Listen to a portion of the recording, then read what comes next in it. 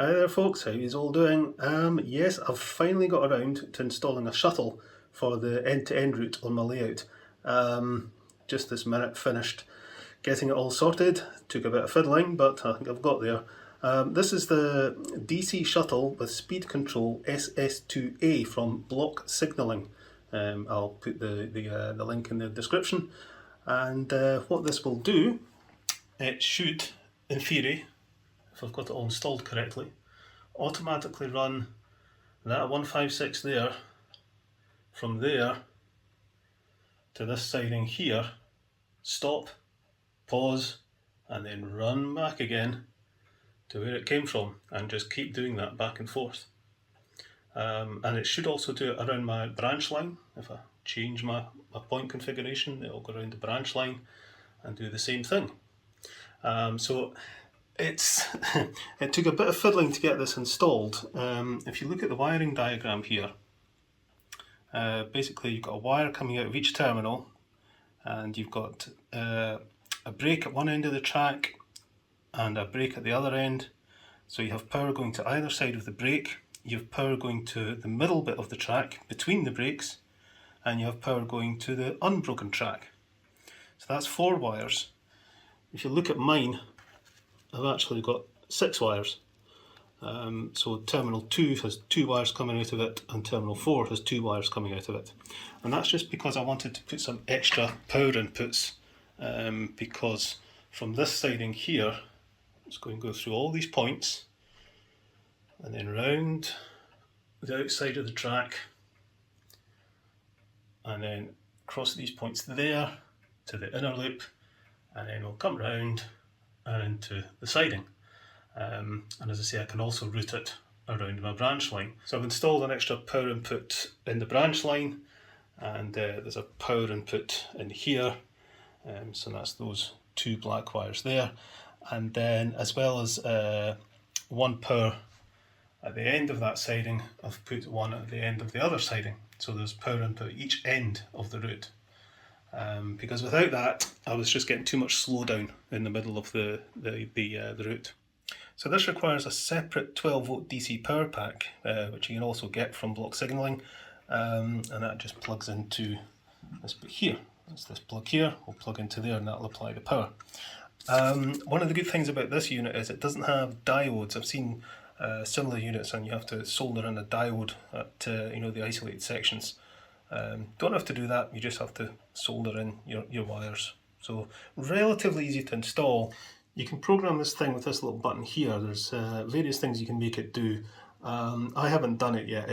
I'll need to read through the instructions and have a bit of a practice with it. It's not the easiest thing to do, I don't think. It's got to plug it in, unplug it, hold down this little button, then put that in and press the button, wait till the light flashes 4 times or whatever. It's just a bit fiddly to program, but I'll fiddle around with it. This adjuster here, which you do with the screwdriver, that adjusts the speed, so that's your speed control essentially, and that is your timer. So that determines how fast the train goes, and that determines how long between polarity switches you get. So it takes a wee bit of trial and error to set it up, but I think I've got it right now. So without further ado, we'll apply the power and see what happens. Okay, so we shall apply the power by plugging it in. It won't run immediately as we think about it, and then it pulls away. So my 156 is probably in need of a service. It's not running too smoothly at the moment, and I think it needs some new traction tyres. It's got a bit of a traction issue. It's probably just dirty wheels because it's got the CD motor in this.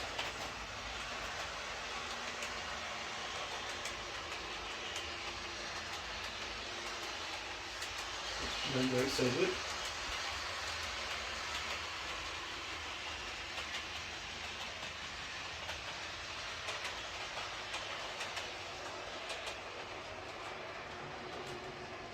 And come out the tunnel and into the siding, and it should stop at the platform.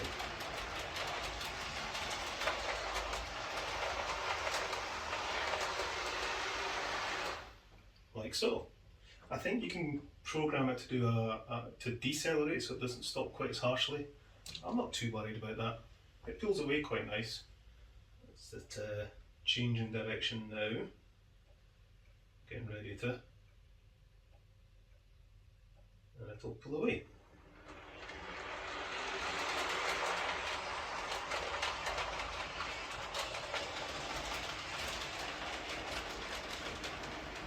Go back to where it came from.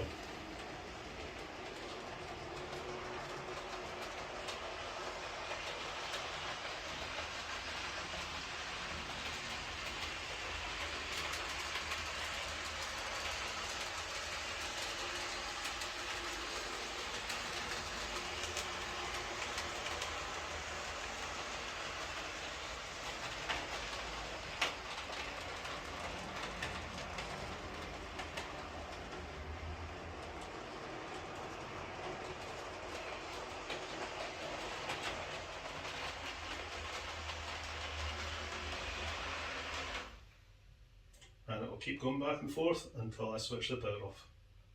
So I'm quite pleased with that. That seems to work really well. I'm going to unplug it just now, and I'll change the points to see if I can get it to go down my branch line. Number 4, number 7. That should do it. Okay, I'll put the power back on.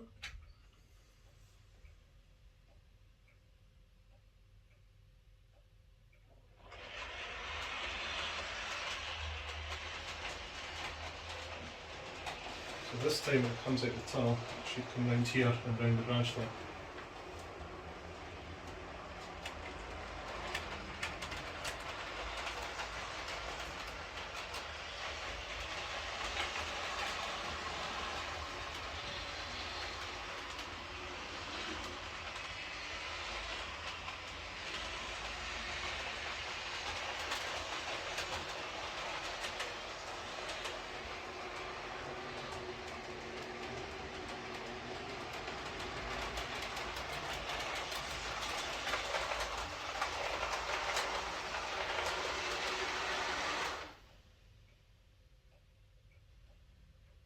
Changing now. There's flashing LEDs on the board, so you kind of know what it's doing.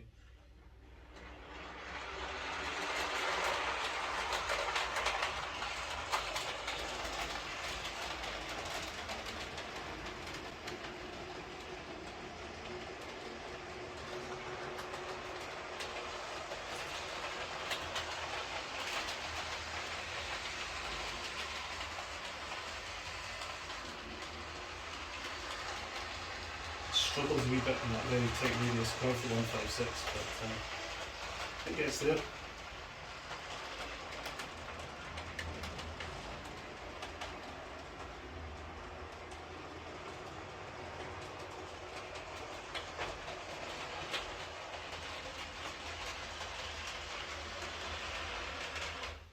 Just switch the power off. That seems to be working quite well though. Quite pleased with that. Not too expensive either, just about $26.99 or something for the unit, and I think £12 or something for the power pack. Some wire and some solder and away you go.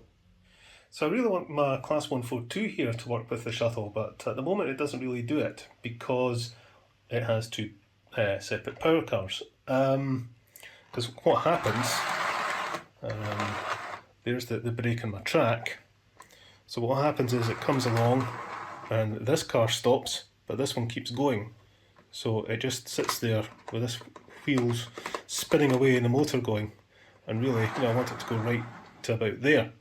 So I think what I'm going to do is remove the pickups from one car, say this one, and have the pickups in this car running through by a connecting wire to the motor. So both cars will still be powered, but only one will collect electricity from the track. And I think that way it should run back and forward on using the shuttle okay. So I think that might be my next video, is fiddling about with this again. I mean, it runs this front absolutely fine since I added extra pickups to it and did a bit of work on it. But I think if I reconfigure the pickups as I describe, just so only one car collects, it should still run fine and it should work with the shuttle. I also think I might try having the shuttle work on this siding as well. It should work okay, I think. Just take an extra wire to this siding, with you know, a nice little bit in the track, and I think it'll work. Just change that point, and I could have my 142 in there. So I could have the 142 run back and forward, and then switch the point, and then the 156 will go back and forward. So just by constantly changing that point there, I can run the two DMUs alternately. That would be quite good fun, I think. So I might try that. And I think what I'll get, I've got a switch 2 gang here from a 2 power controller, so I think I'll get a 3 gang switch one, so I can plug this in, so I can just switch this on and off instead of plugging it in to get it working. So let's plug it in. There's the wee LED flashing. And off it goes.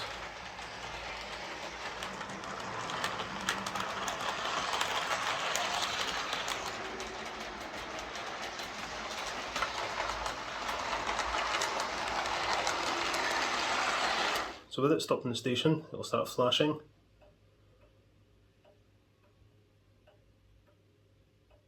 Then it'll stop, and that's it, change direction.